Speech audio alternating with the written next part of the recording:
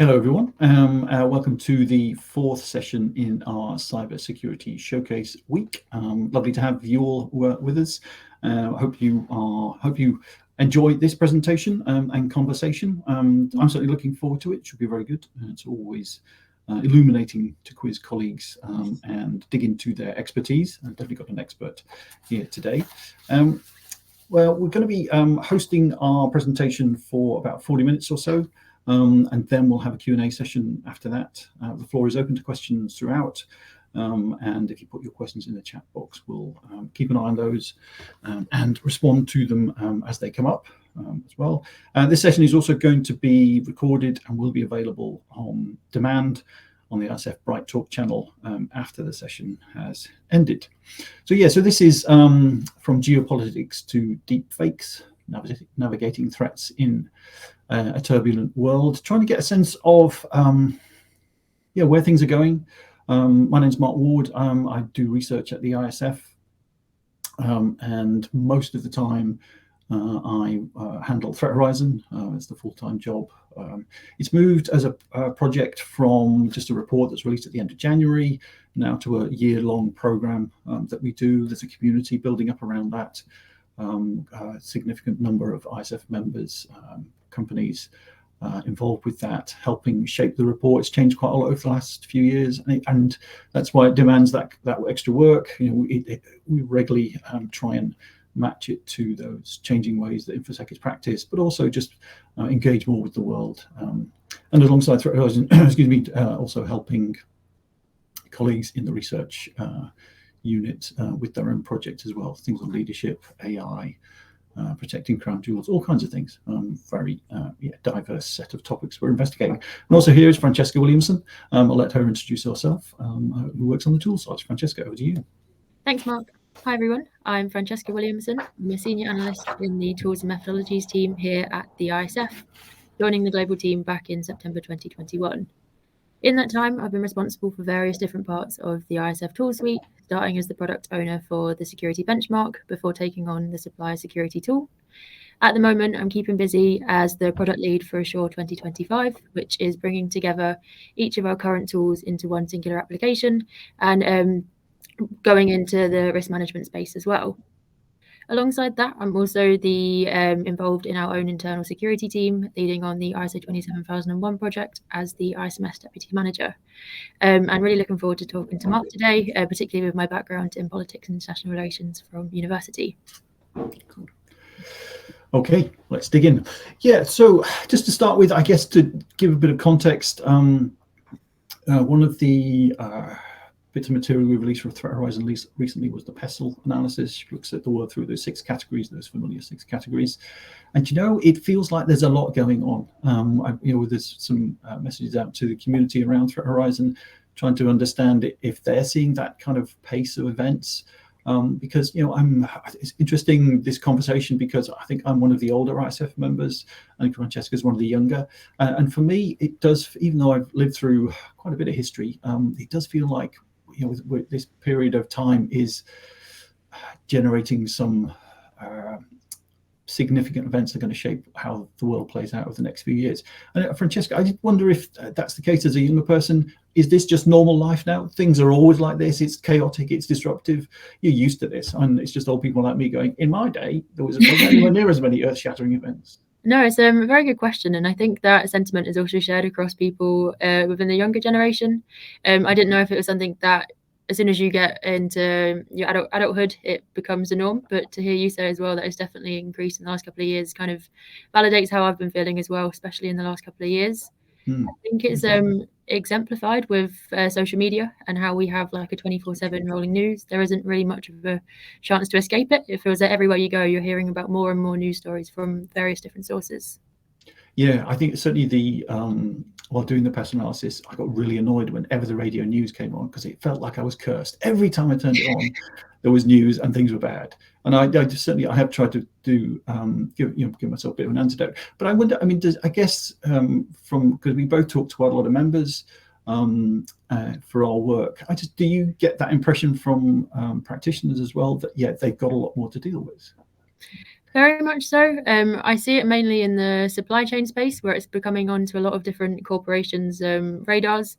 They're investing a lot more in supply chain as they're becoming more and more cyber attacks originating from the supply chain. So it's definitely up there on the agenda across business objectives as well. Yeah, I certainly see that. I mean, certainly supply chains, big part of featured in Threat Horizon quite a bit. But I think, I mean, it's just the nature of the world these days. I think increasingly organizations are their supply chains, really. They're not those discrete entities that just take stuff in. Those connections they have, it's sometimes digital, often physical. Yeah, just sort of define that, those connections and that production, I think, often as well. Yeah, and we're seeing the global events kind of trickle into the impact on the supply chain. Particularly, one I've seen recently is with the Russia-Ukraine conflict, where you'll have one of the nation-state backed groups. They may be going after Ukrainian energy, for example, but as a result of that, I think it was back in 2023, 90% of the big energy firms across the world suffered a cyber attack because of that. Yeah. So it's really playing out across different supply chain strategies too. Yeah, I think that's very true. Certainly for on the Threat Horizon front, a lot of those physical conflicts, as you'd expect, are having impacts on whether things can travel, but also just the digital nature of the world, software applications, just they get hit too. And those those software connections are just important as those physical ones. But yeah, just to go, I mean, the 5 boxes here. Obviously, you've got social change and social disruption. There's a lot of that happening at the moment, particularly in the US, but globally. People are much happier to act on their opinions than they ever were.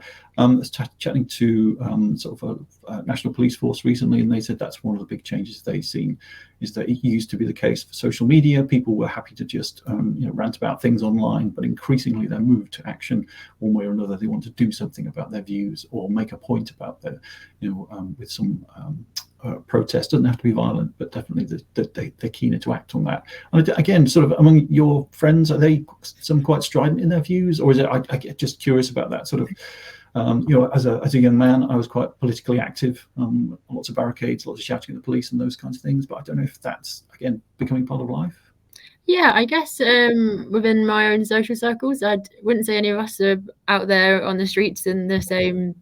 In that sort of dramatic way. But one thing I have noticed working in the City of London is fairly often I'll see different protest groups outside different organisations for their ties to different social movements. And so I think that's the change I've seen, at least in the last year or two, is more of that targeting corporations rather than governments. That's very true. Yeah, certainly Threat Horizon this year, that's one of the emerging threats we're looking at is that physical security, be that of buildings or people. Unfortunately, a lot of people getting targeted in all kinds of ways.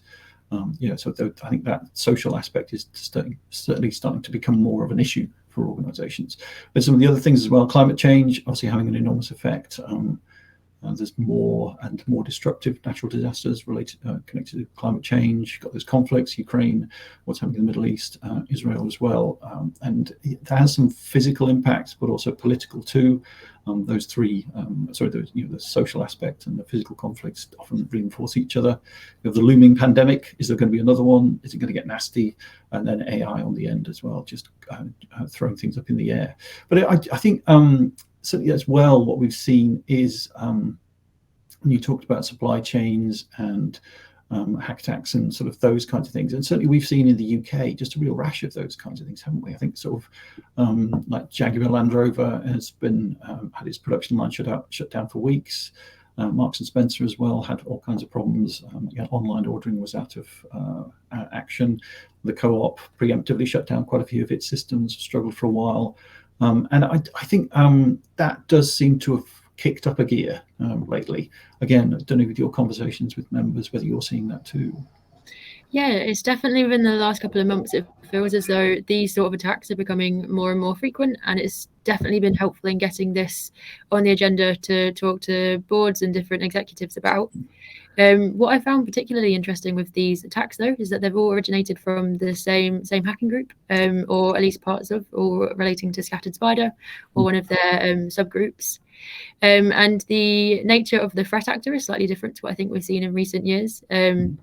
I feel like we're almost having a return back to the trope of the script kiddie, where it's a lot of young teenagers or young adults, rather than it being a nation state backed attack. Yeah, I think you're right, because there was the trying to remember the names of them. It's Scattered Spider. I did write this down actually. Lapsus and Shiny Hunters, great names. who are and some of the members of those groups have been arrested in the UK. I think 4 that were arrested for some of the attacks on M&S and Co-op. All of them were under 21, which is kind of interesting because certainly for the last few years, a lot of those cybercrime groups have been professionals. They're like, just they're working in a sort of mid-tier e-commerce organization. Effectively, they have support lines, they have product releases, all kinds of stuff. But there does seem to be a bit of expanding the numbers of people that are involved with that. I'm not sure what's driving that exactly. Yeah, and I guess if you're looking for motivations, it doesn't seem to be as politically aggravated as it has been previously. These feel much more incentivized by economic gain on an individual level. Yeah, I think that's true. Yeah, certainly it is all about the money. That's very true. But I think it's curious the way that it is starting to develop, because having covered some of this from the early days, literally sort of the 2000s, when some of the first DDoS attacks against venerable web giants like Yahoo turned up, and it got much more serious after that. But again, it is that kind of odd the way things are going. I wonder if there's a sort of change in the capabilities of the groups because they have so many targets, and I think maybe that's what they're trying to farm out a bit, or sort of subcontract, is that actually they've got too many targets. I mean, it's sad but true, because a lot of the activity we've seen in those groups is to go after credentials. Often, sort of looking for those initial access brokers, getting a foothold, and then working on expanding that and taking over. So I wonder if that's what we're seeing, maybe some of that. Yeah, it also feels a little bit more strategic in the sort of organizations that they're going after, where if you look at both the manufacturing and for supermarket chains, they all kind of use a just-in-time provisioning, and that relies heavily on computer systems. And as soon as one of those elements is taken out, it causes masses of disruption at masses expenses, and it's difficult to kind of find those pieces. So I do wonder if there's an element of going after these organizations in particular because of the disruption it can cause. Yeah, I think there's definitely some truth to that, isn't there? Because certainly Jaguar Land Rover, I mean, it is, like we say, it is its supply chain, and just disrupt that, and production has to stop for a while because it's a big, complicated machine that has to be cranked back into action. I think, you can't just shut it down and restart it overnight. It's it's quite a fragile system, I think, as well. And certainly we've seen a change in tactics from those groups, from not just getting at data that they can steal and sell or profit from, but also just targeting OT, ICS, those operational production lines, those factories, because they're often not as well protected. And if you get through and make a dent in those, knock out a supplier, or just disrupt the production lines, then you can cause a lot of damage. And a lot of those organisations haven't paid up, but they're certainly paying for it in terms of recovery. Definitely. Yeah. And also, we've got Mr. Trump there as well, so we should mention the geopolitics side of this as well. We have got a bit of pushback against some of the characterizations we put in PESTLE, on wondering whether there's too much America there. And I think that's true in some respects, because ISF members tend to be concentrated outside the US. However, whatever action the US takes tends to have a reaction, and there's no doubt that the US would like to spread its influence elsewhere. And certainly the tariffs, some of the politics are having a significant impact, and reactions to them are definitely happening in Europe and other places as well. So whether you like it or not, there is that has to be taken into account. Even if ultimately what you do may not change that much, you have to keep an eye on it, because it's so changing so fast and so chaotically, I think.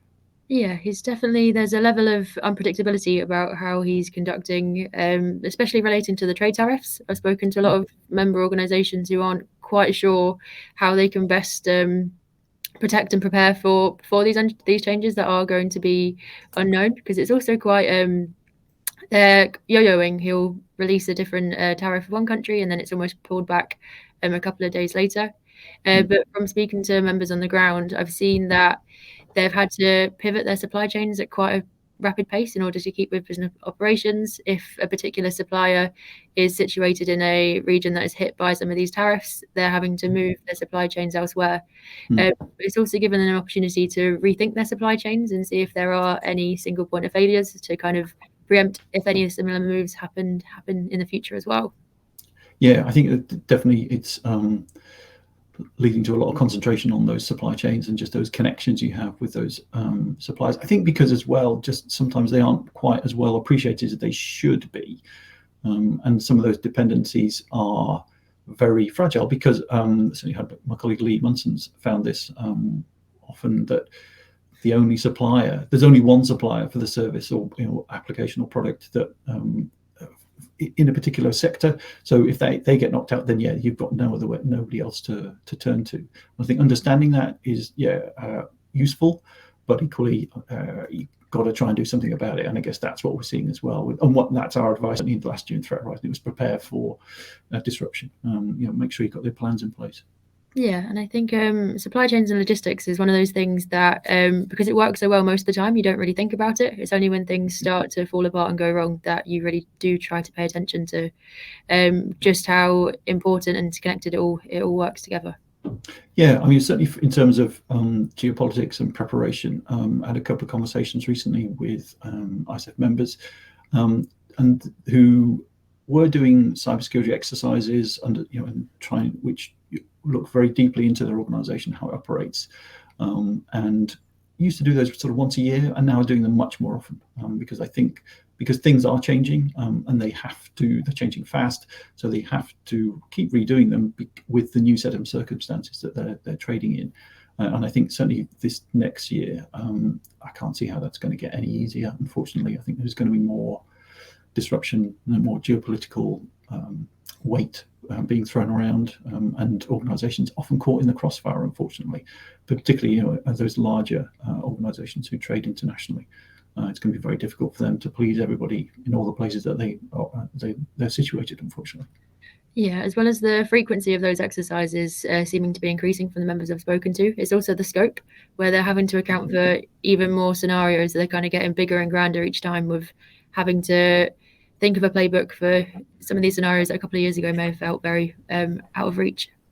Yeah, I think because we're certainly looking at the supply chain, so I think if we can move on the slide, I think because that's, we should bring into some, but just that complexity. I mean, this is again for Jaguar Land Rover because it's a very good example at the moment. They're really suffering right now, and just that lower diagram is just trying to, it's a few years old now, but it just emphasizes the fact that just because a car rolls off a production line, say in the UK or the US, doesn't mean it was all built there.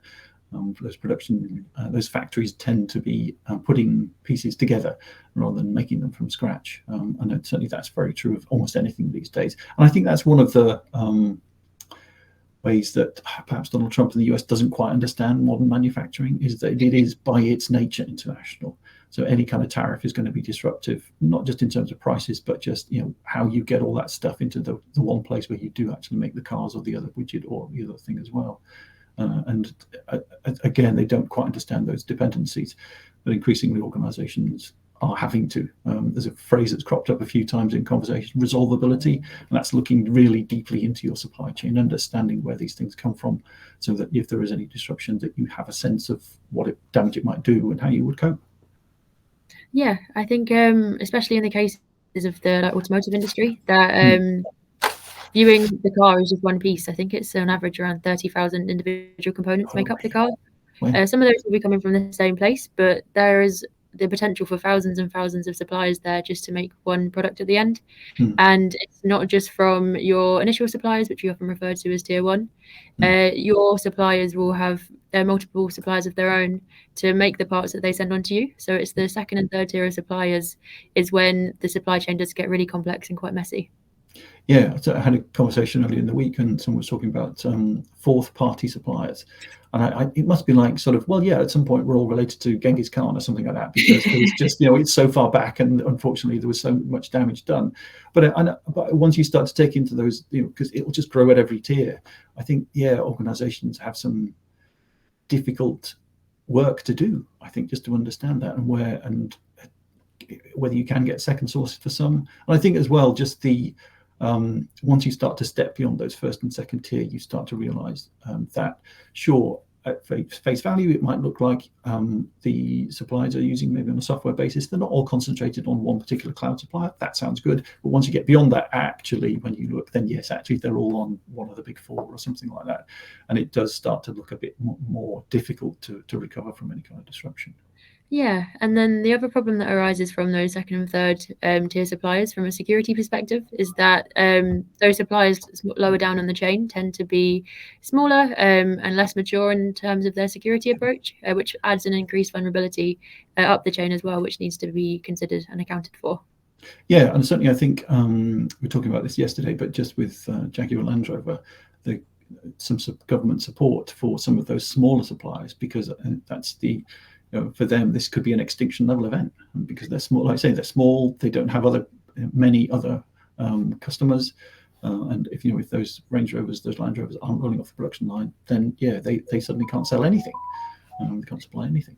Yeah, I think in the case for Jaguar Land Rover, some of their suppliers, their sole customer is JLR. So for this breach for them, it really is make or break in the next couple of weeks to see how the government loan of 1.5 billion gets spread around the supply chain. I don't think there's been much guidance at the moment on how that money is going to be spread across the supply chain and how we're going to ensure it reaches those smaller suppliers lower down in the chain too. Yeah, I imagine some of those are going to be very, I was going to say boutique, but actually specialized as well. And it's not like you can quickly spin up an alternative if that one fails, because the reason they persisted is because they do a thing very well. And that's maybe could be the only one that produce it. Yeah, I had examples of that from the BBC when in some of their very high-tech studios, they had some very chunky, shonky looking equipment, but it was for a particular old technology that was used in other parts of the world. And if you wanted to get a good connection, then that's what you had to use. But if that supplier went bust, then all of a sudden big chunks of the world couldn't report in. So I think that was an interesting, a slightly strange example of it, but I think a lot of organizations in the same kind of position. Just you need to examine what matters. And your colleagues Richard Absalom doing some work on crown jewels, and I think that's exposed some difficult vulnerabilities for organizations they perhaps didn't expect before. Yeah, it's definitely unrolling at speed, and I think how we choose to handle this particular case will we'll see how we can preserve the knowledge and the expertise within this industry, because I think if we let this play out in the worst kind of way, we'd lose a lot of talent in the automotive industry.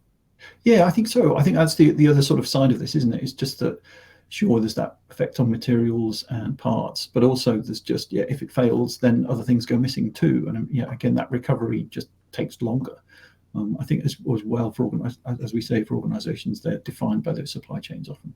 And I think, on the software side, it might well be particular contractors and things like that. I think that's getting less true, but equally, I think that the modern software is so complicated that you may have quite a lot of people who know a little bit about all of the things that you do, and then getting them all together and preserving that sort of council of expertise, I suppose, is really important. I think organizations perhaps don't quite understand all of that yet. But I think the supply chains are going to be a big feature for the next few years, so from a threat horizon perspective. Yeah, I think it will stay on the agenda for the next couple of years to come too. Yeah, definitely. But also, I suppose what we should talk about is some of the other things that are changing those supply chains, which is AI, which is everywhere at the moment. Just to explain who that young lady is holding what looks like a coffee or something like that, but it's that's Tilly Norwood, who is an AI actor.